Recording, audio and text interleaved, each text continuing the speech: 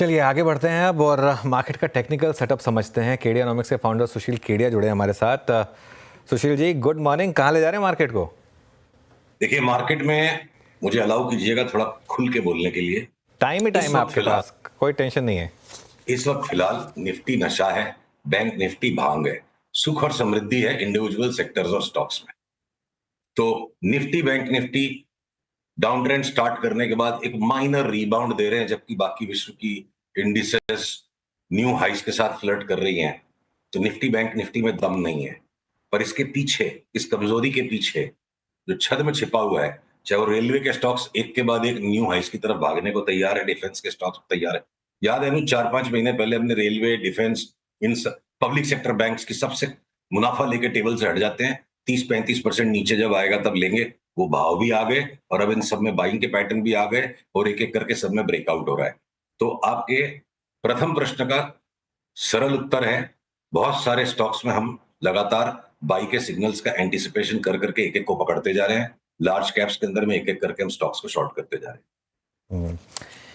दिवाली का टाइम है सुशील जी, भांग तो होली के टाइम पर डिस्कस करते हैं हम नॉर्मली। इसीलिए तो अनुज मैंने जानबूझ करके भांग कहा ना, हाँ कि भांग नहीं पीनी है दिवाली में। निफ्टी बैंक निफ्टी को छोड़ो, स्टॉक्स में काम करेंगे। हाँ ठीक है, स्टॉक्स में काम करेंगे। चलिए तो फिर स्टॉक स्पेसिफिक चर्चा हो जाए इस समय। एफ.एन.ओ के अगर कुछ स्टॉक्स पहले डिस्कस कर सकें, कैश के भी कर लेंगे, लेकिन अगर कुछ एफ.एन.ओ स्पेसिफिक स्टॉक्स जो आपके रेडार पर हो। देखिए, एफ.एन.ओ के अंदर में ज्यादातर जो लार्ज कैप्स हैं, तो और बहुत ज्यादा कोई चित्र एफ.एन.ओ का चेंज नहीं हुआ है। तो सेल अगर हमारे यहाँ बाई है, टाटा स्टील में एग्जिट की वेट है, जिंदल के सारे स्टॉक्स को हम बेचेंगे जैसे सिग्नल आएगा। जब तक नहीं आ रहा है इंतजार करेंगे। फार्मा में अगर मैं आ जाता हूं, ये सन फार्मा और डॉक्टर रेड्डीज का हो सकता है 4-5 साल का साइक्लिकल टॉप बन रहा हो। साइक्लिकल टॉप का मतलब ये नहीं कल सवेरे गिर जाएंगे और ट्विटर पे ट्रोलिंग शुरू हो जाएगी।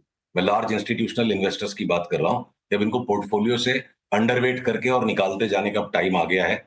लास्ट के 5% पकड़ना एक साइक्लिकल टॉप पे असंभव होता है। अब जो फार्मा में भी अनु साल भर तक मैं लगातार, चाहे कभी वीरू प्रवोक भी करे, बायोकॉन में अब क्या बोलते हो, अब क्या बोलते हो, मैंने कहा सौदा छेड़ना नहीं, पकड़ के रखना है, सौदा मत बिगाड़ो। तब हम बायोकॉन और शिल्पा मेडिकेयर जैसे भी, मतलब अब फार्मा में across the board profit taking का हमारे यहाँ सारा सेटअप है। कोई इक्का दुक्का कोई छिटपुटा स्टॉक रह गया तो रह गया। फार्मा में 1 साल की खूब मलाईदार तेजी मिली स्मॉल स्टॉक्स में, और सब में प्रॉफिट टेकिंग करके निकल जाने का हमारा मन है।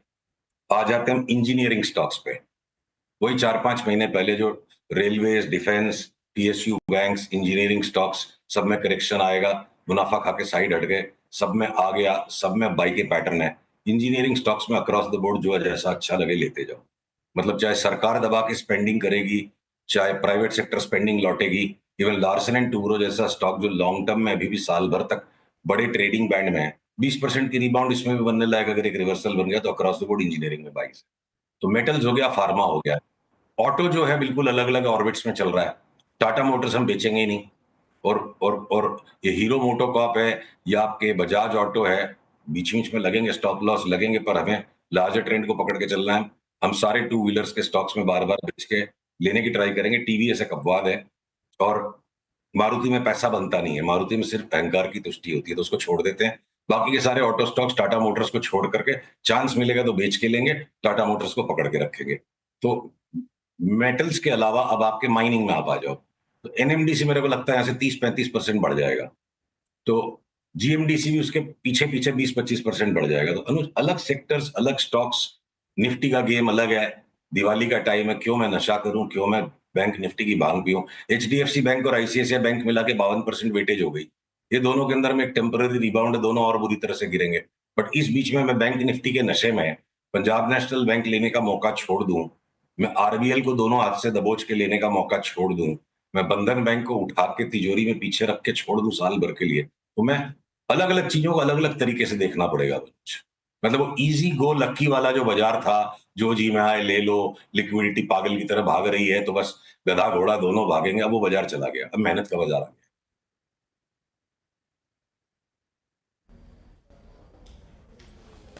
अच्छा सुशील जी, गुड मॉर्निंग। वीरेंद्र बोल रहा हूँ। लास्ट कुछ महीनों के जो इंटरेक्शन में आपने एक स्टॉक रिकमेंड किया था, बलरामपुर चीनी।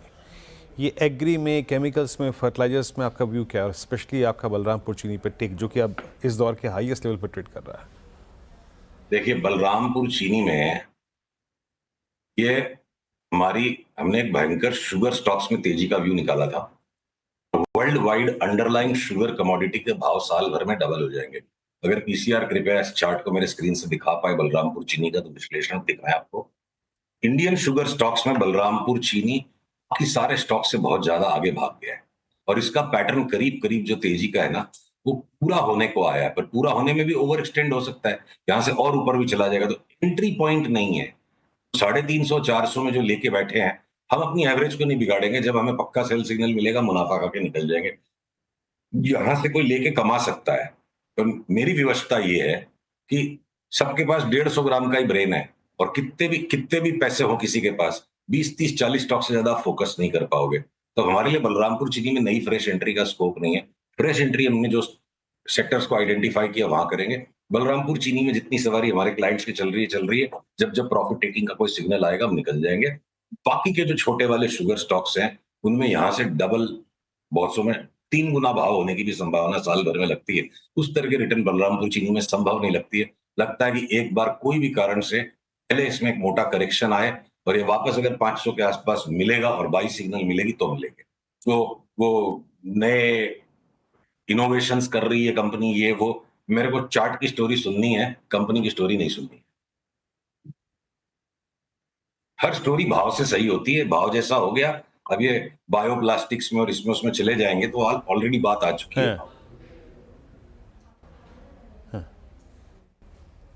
नहीं, वही चार्ट की स्टोरी आपको आईटी में कैसी लग रही है? अब आईटी में जहाँ पे रोज 52 हाई लग रहे हैं, इन्फोसिस ने आज अपना ऑल टाइम हाई क्रिएट किया मिड कैप आईटी में, आपको चार्ट्स पर आईटी क्या कह रहा है इस वक्त? देखिए, मैं अगर अगले 2 घंटे के सौदे को करने की चेष्टा करूंगा, जो मेरी कोर कॉम्पिटेंस नहीं है, तो मैं राइट हो ही नहीं पाऊंगा। आईटी के स्टॉक्स की चार्ट्स का जो सेटअप है, उसमें 3 से 6 महीने के व्यू में हम अभी भी कहीं कोई परिवर्तन नहीं, हम बिल्कुल भी जिद्द किस्म के लोग नहीं है। जहां जरूरत पड़ती है फटाक से पलट जाते हैं। बिल्कुल टॉप आउट जोन में है सारे स्टॉक्स, और ये लास्ट का एक आखिरी छद्म की एक और हाई दिखा के वापस से ल्योरिंग इन हो रही है। पूरे नैस्डैक की धुलाई होने वाली है। खाली यूएस इलेक्शन के कारण अगर थोड़ा बहुत आगे पीछे हो रहा है। अगर एनवीडिया का स्टॉक हमने कॉल निकाला था 50% गिर जाएगा, और 30 उसमें से गिर गया, 25 गिर गया, वापस रीबाउंड है। तो ये खाली ट्रेंड के एंडिंग फेज पे न्यू हाइस को देख करके ल्योर हो जाना मैच्योरिटी नहीं है। हमारे शॉर्ट सेल के सिग्नल कट गए, स्टॉप लॉस लग गया, वापस वेट करेंगे, दोबारा सिग्नल मिलेगा। तो जिस समय आईटी के स्टॉक्स का नाम लेना गुनाह था, वहां से हमने 35-40% की रैली का कॉल निकाला और मजे की मलाई खाई। तो जो सिस्टम हमारे लिए काम करता है, हम उसी पे स्टिक करेंगे। और अब मेरे को कोई संकोच नहीं है कि अगले फॉल में कोफोर्स 50% वापस गिरेगा, और ये इन्फोसिस कैसे भाव हो जाएंगे कि आज हंसने वाले हंस सकते हैं, उस दिन याद करेंगे बात को। तो हम अपनी चार्ट की रीडिंग से हटेंगे नहीं, किसी ट्विटर की ट्रोलिंग से या किसी के ओपिनियन से हमारी चार्ट बदलने वाली नहीं। चार्ट बदलेगी उस दिन हम बदल जाएंगे। आईटी में एग्जिट है, एफएमसीजी में भी एग्जिट है। नहीं, खैर ट्रोलिंग से तो खैर अपनी स्ट्रैटेजी कभी बदलनी नहीं चाहिए, ये बात तो मैं आपकी मानता हूँ। अच्छा, एक आखिरी सवाल, ये इतना बड़ा आईपीओ आ रहा है, क्या मार्केट में एक टॉप का रिस्क है? क्योंकि नॉर्मली कई बार होता है जब इतने बड़े आईपीओ आते हैं मार्केट टॉप आउट कर जाता है। ये अनुज, आपने सवाल पूछ लिया, बड़ा अच्छा कर लिया। यही बात मेरे दिमाग में 4 दिन से थी। आज तक के इतिहास में तो जब वो लार्जेस्ट आईपीओ एवर आता है ना, लार्जेस्ट आईपीओ एवर, हर कुछ साल में, हर कुछ साल की तेजी में एक लार्जेस्ट आईपीओ एवर आता है। तो अभी तक का तो जो इतिहास है, लार्जेस्ट आईपीओ एवर जब भी आया है, मतलब बाजार ऑलरेडी टॉप आउट कर चुका होता है, और वो लोअर टॉप बनाता है। वही निफ्टी, बैंक निफ्टी भी करने जा रहे हैं इस वक्त। मैं 10 साल के टॉप की बात नहीं कर रहा हूँ, 6 महीने के तो टॉप की बात, 3 महीने के तो टॉप की बात हो सकती है ना। तो और दूसरी चीज अनुज, हुंडई की आप कोरियन चार्ट को देखो, तो ये स्टॉक ने कोई वेल्थ क्रिएशन नहीं किया है।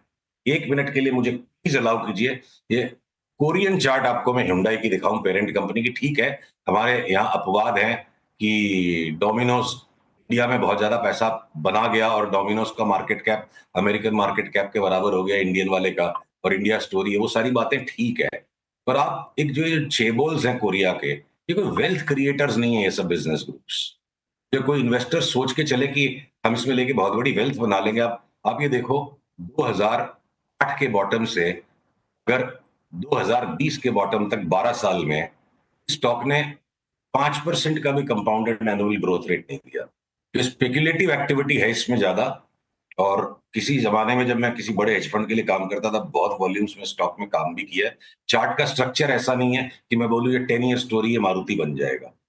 ये अगर पेरेंट कंपनी के स्टॉक के अंदर में अगले 10 साल वापस ये ट्रेडिंग बैंड में ही रहेगा, तब देखते हैं इंडियन स्टोरी के अंदर में जो महीने 20 दिन की जो पोस्ट आईपीओ की यूफोरिया के बाद और इतने रिच वैल्यूएशंस में इतना बड़ा कैपिटल रेजिंग ऑलरेडी एक कैश रिच हुंडई मोटर्स की पेरेंट कंपनी ने किया है।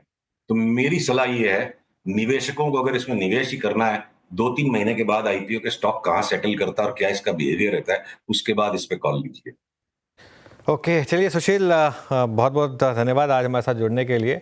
और मुहूर्त वाले दिन आपसे बात करेंगे, एक खास चर्चा होगी और जो रॉकेट स्टॉक्स, फुलझड़ी स्टॉक्स हैं उन सब पर बातचीत होगी उस समय। बहुत बहुत शुक्रिया आपका आज हमारे साथ जुड़ने के लिए।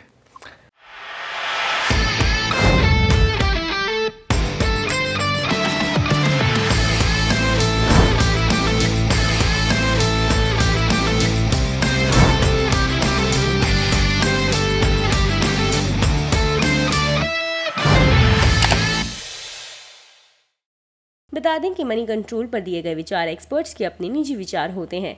वेबसाइट या मैनेजमेंट इसके लिए उत्तरदायी नहीं है। यूजर्स को मनी कंट्रोल की सलाह है कि कोई भी निवेश निर्णय लेने से पहले सर्टिफाइड एक्सपर्ट की सलाह लें।